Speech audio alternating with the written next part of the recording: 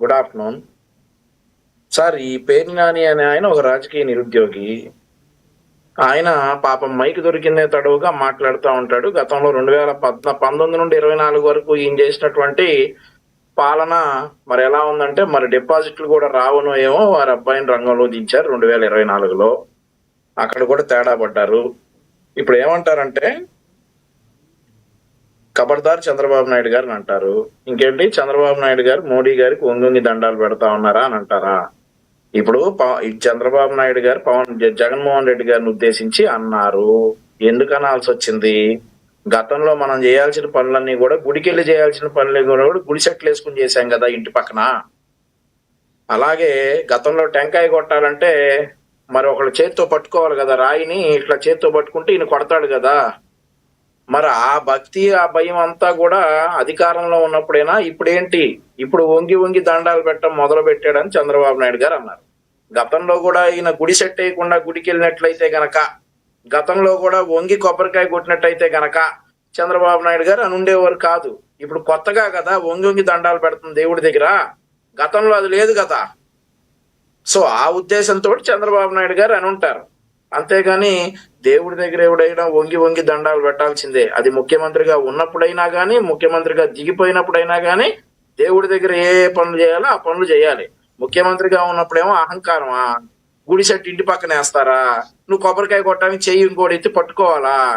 ఇప్పుడు ముఖ్యమంత్రిగా దిగిపోయినాక అహంకారం దిగిపోయి గుడికి వెళ్తావా? దేవుడి దగ్గరికి నువ్వు వెళ్తావా? నువ్వు ముఖ్యమంత్రిగా ఉన్నప్పుడు నీ దగ్గరికి దేవుడు రావాలా?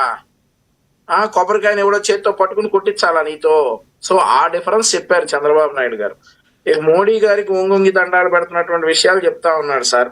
ఎవరు, మన సోకాల్డ్ ఈయన పేర్ని నాని గారు. ఒక ఫోటో చూపిస్తా, ఆ ఫోటో చూసి మరి చెప్పొచ్చు ఒంగొంగి దండాలు ఎలా పెడతా ఉన్నారు అనేటటువంటిది. సో ఇది సార్ ఒంగొంగి దండాలు పెట్టమంటే, వంగి వంగి దండాలు పెట్టమంటే ఇది. సరే, ఆయన ప్రధానమంత్రి, ఆయన ఎదురుగా వచ్చినప్పుడు కొంచెం వినయంగా ఇట్లా దండం పెట్టారు. జగన్మోహన్ రెడ్డి గారు కావచ్చు, చంద్రబాబు నాయుడు గారు కావచ్చు, ఎవరైనా కావచ్చు, అలా పెడతారు. దాన్ని ప్రస్తావించి ఈ పెద్ద మనిషి, ఈ రాజకీయ నిరుద్యోగి పేర్ని నాని గారు చేస్తున్నటువంటి కామెంట్స్. ఆ తర్వాత సరే పాయింట్కి వస్తే, ఖబర్దార్ చంద్రబాబు నాయుడు అని అంటా ఉన్నాడు. ఖబర్దార్ చంద్రబాబు నాయుడు, జగన్మోహన్ రెడ్డి కనుక అధికారంలోకి వస్తే నీకంటే ఒక కంపెనీ ఎక్కువ తెస్తాడు అనంటే మేము యాక్సెప్ట్ చేస్తాం. ఖబర్దార్ చంద్రబాబు నాయుడు, జగన్మోహన్ రెడ్డి కనుక అధికారంలోకి వస్తే నీకంటే ఒక సంక్షేమ పథకం ఎక్కువ ఇస్తాడనంటే మేము యాక్సెప్ట్ చేస్తాం. ఖబర్దార్ చంద్రబాబు నాయుడు, జగన్మోహన్ రెడ్డి అధికారంలోకి వస్తే నువ్వు 20 లక్షల ఉద్యోగాలు ఇచ్చావు, మేము 30 లక్షల ఉద్యోగాలు ఇస్తామని చెప్పి అనమనండి, మేము యాక్సెప్ట్ చేస్తాం. అంతేగాని ఖబర్దార్ చంద్రబాబు నాయుడు, ఆంధ్రప్రదేశ్ రాజధాని కడతావా నువ్వు? రాజధాని లేకుండా మనం ఇలా అపహాస్యం అయిపోవాలైతే అట్లాంటి రాజధానికి, అట్లాంటి ఆంధ్రప్రదేశ్ నువ్వు రాజధాని కడతావా? ఖబర్దార్ అంటే మాత్రం తాట తీస్తారు జనాలు. ఆ తర్వాత ఖబర్దార్ చంద్రబాబు నాయుడు, మన యువత మొత్తం గాంజా మత్తులు ఆ మత్తులు తూగి పోగాలైతే నువ్వు వాళ్ళకి ఉద్యోగాలు ఇప్పిస్తావా అంటే జనాలు తాడ తీసి 11 ఇచ్చిన సంగతి మీరు చూశారు. కాబట్టి మనం మాట్లాడేటప్పుడు ఎలా ఉంటుందనేది ఒకసారి చూడాలి.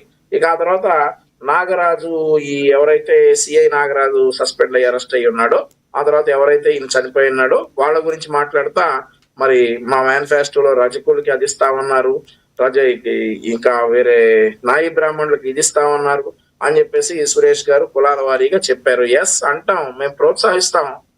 ఆ కమ్యూనిటీలకు ఇచ్చేటటువంటి విషయాలు మేము బయటకు పెడతాం. అంతేగాని ఇలా చంపేసి కులాలకు ఆపాదించేసి మీరు కులాల్ని రెచ్చగొట్టేటటువంటి ప్రయత్నాలు చేయొద్దు అని చెప్పి చెప్తాం. మేనిఫెస్టోలో మేము ఆ కమ్యూనిటీలకు అవి ఇస్తున్నామని చెప్తున్నాం. ఇక్కడ ఏం చేస్తా ఉన్నారు? ఒక వ్యక్తి చనిపోతే ఆ చనిపోయినటువంటి వ్యక్తి, చంపినటువంటి వ్యక్తి ఒకే కులం అయినప్పటికీ కూడా అది వేరే వారికి అంటగట్టడం తప్పు అని చెప్పేసి అంటా ఉన్నాం. దానికి మీరు మీ ఇష్టానికి వచ్చినట్లు కులాల రంగులు పూసేసుకుని ఆ బాధితులతో భుజాల మీద తుపాకీ పెట్టి ప్రభుత్వాన్ని కాల్చేయడానికి ప్రయత్నిస్తా ఉంటే అవి మిస్ఫైర్ అయి బూమరాంగ్ అయినాయి అని చెప్పేసి చెప్పుకోవాలా. ఇంకోటి ఏంటంటే, ఈ రోజు ఈ రిమాండ్ రిపోర్ట్ అదంతా కూడా చూసిన తర్వాత ప్రభుత్వం పారదర్శకంగా ఇందులో రిమాండ్ రిపోర్ట్ వేసింది. ప్రస్తుతం ప్రాథమిక ఇన్ఫర్మేషన్ ప్రకారం నాగరాజును అరెస్ట్ చేయడం జరిగింది. ఆ తర్వాత ఇద్దరు హెడ్ కానిస్టేబుల్స్ ను కూడా విచారణకు పిలవడానికి సిద్ధమయ్యారు. మరొకటి ఏంటంటే, ఈ విషయాల్లో ఏదైతే ఈ నాగరాజ్ అరెస్ట్ ఉందో దాని దగ్గర నుండి ఇప్పుడు వరకు మనం రైట్ వంశీ గారు, ప్రభుత్వం నిజంగా మీరు చెప్పింది ఏదైతే ప్రభుత్వం అభివృద్ధి వైపు అడుగులు వేస్తుంటే, అభివృద్ధి వైపు ప్రజల సంక్షేమం వైపు చూస్తుంటే, నిజంగా ఇలాంటి సంఘర్షణలు జరుగుతున్నప్పుడు నిజంగా ప్రభుత్వం చేస్తుంటే ఆ ప్రభుత్వం చేసిన చర్యలు కానీ తీసుకుంటున్నవి కానీ ప్రజలకు తెలిసే అవకాశం ఉందంటారా? ప్రతిరోజు ఏదో ఒక ప్రాపగాండ జరుగుతూనే ఉంది కదా ఏపీలో. బయట రాష్ట్రాలకు ముందు అప్రతిష్ట పాలవుతామనే ఉద్దేశం ఏమైనా లేదంటారా? భయం లేదంటారా? సార్ ఒక్క విషయం సార్, ఇక్కడ ఇప్పుడు ప్రతిరోజు ఏదో ఒకటి జరుగుతానే ఉంది అని అంటే, మనం గతంలో డిఎస్సిలో కమ్మ కులం వారికి ఉద్యోగాలు వచ్చినాయి అనేటటువంటి విషయం ఒకటి చూసాం. సరే ఆ విషయంలో బాగా ట్రై చేశారు, సరే అది వర్కౌట్ అయిపోయేటప్పటికి మళ్ళీ ఇది ఒకటి దొరికిందని చెప్పి ఇటువైపుకి వచ్చారు. ఇప్పుడు దీన్ని ఈ విషయాన్ని అడ్డం పెట్టేసి ఆ బాధితుల భుజాల మీద తుపాకీ పెట్టి పవన్ కళ్యాణ్ గారిని ఏం చేయడానికి విశ్వ ప్రయత్నాలు చేసింది వైఎస్ఆర్ కాంగ్రెస్ పార్టీ.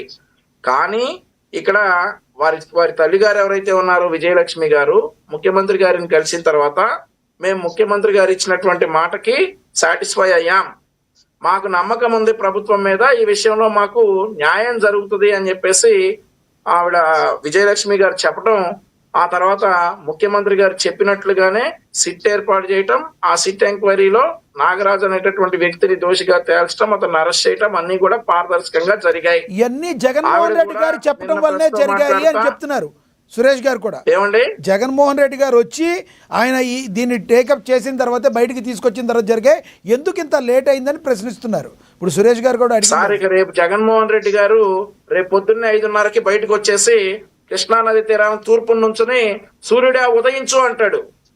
సూర్యుడు ఉదయిస్తాడు. జగన్మోహన్ రెడ్డి గారు చెప్పబట్టే సూర్యుడు ఉదయించినట్ట. మేము కూడా చిన్నతనంలో ఏదైనా ట్రైన్ జర్నీ చేసేటప్పుడు ఆ రైలు కరెక్ట్ గా కదిలేటప్పుడు నెడతా ఉండేవాళ్ళం.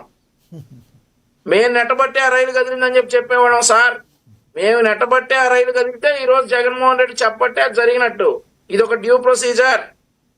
ఆ విషయం బయట ప్రపంచానికి తెలిసిన తర్వాత ప్రభుత్వం వాళ్ళకి హామీ ఇచ్చింది, వాళ్ళ కుటుంబాన్ని కలిశారు, వారికి హామీ ఇచ్చారు. హామీ ఇచ్చినట్టుగానే ఆ సిఐని అరెస్ట్ చేయడం జరిగింది. ఈ కేసులో మిగిలిన వాళ్ళని కూడా అరెస్ట్ చేయడానికి మరి ఏదైతే సాక్ష్యాలు కావాలో ఆ సాక్ష్యాలు సేకరించేటటువంటి పనిలో ఉంది. ఇప్పుడు మనం ఒప్పుకున్నా ఒప్పుకోకపోయినా ఆ విషయం ఆ సిఐ ఒకటి వల్ల కాదు, ఆ సిఐకి సహకరించిన వారు ఎవరు ఏంటనేది కూడా దర్యాప్తులో తేలుతుంది. వీళ్ళ వాదన ఎట్లా ఉందంటే, రిమాండ్ రిపోర్ట్ వేసిన రోజే ఛార్జ్ షీట్ వేయాలన్నట్లుగా వీళ్ళ వాదన ఉంది. బాబాయ్ హత్య కేసు ఎప్పటి నుంచి నలుగుతుంది సార్? 2019 నుండి నలుగుతుంది. ఇప్పుడు వరకు రూపురేఖలు రాలా. ఈ కేసులో మాత్రం వీళ్ళకి తెల్లారేపాటికి అన్ని అయిపోవాలి. మేము ఒకటే ఆ కుటుంబానికి హామీ ఇచ్చాం, డెఫినెట్లీ దీని వెనక ఎవరైనా కానీ ఎవరిని వదిలే ప్రసక్తే లేదు, అందరినీ అరెస్ట్ చేస్తామని చెప్పేసి ఆ కుటుంబానికి హామీ ఇస్తే ఆ కుటుంబం ఆ మాటకి సాటిస్ఫై అయ్యారు. సాటిస్ఫై అయ్యాక నిన్న ప్రెస్ తోటి కూడా ముఖ్యమంత్రి గారు చెప్పినట్లే చేశారు. మిగిలిన వాళ్ళు కూడా ఈ విషయంలో అరెస్ట్ చేయాలి అని చెప్పేసి వారి కుటుంబ సభ్యులు స్టేట్మెంట్ ఇచ్చినటువంటి సందర్భం. ఇక్కడ వారందరూ సాటిస్ఫై అయ్యారు కానీ వైఎస్ఆర్ కాంగ్రెస్ పార్టీ సాటిస్ఫై అయినట్లేదు. మీకు నచ్చినట్లుగా రిమాండ్ రిపోర్ట్ ఉండదు, మీకు నచ్చినట్లుగా ఎంక్వైరీ ఉండదు, కేవలం వాస్తవాలు మాత్రమే రిమాండ్ రిపోర్ట్ లో ఉంటాయి. ఏదైతే జరిగిందో అదే ఎంక్వైరీలో తేలుస్తారు లక్ష్మీనాథ్ గారు.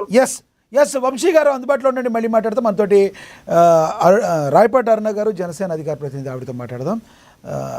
అరుణ గారు నమస్తే అండి.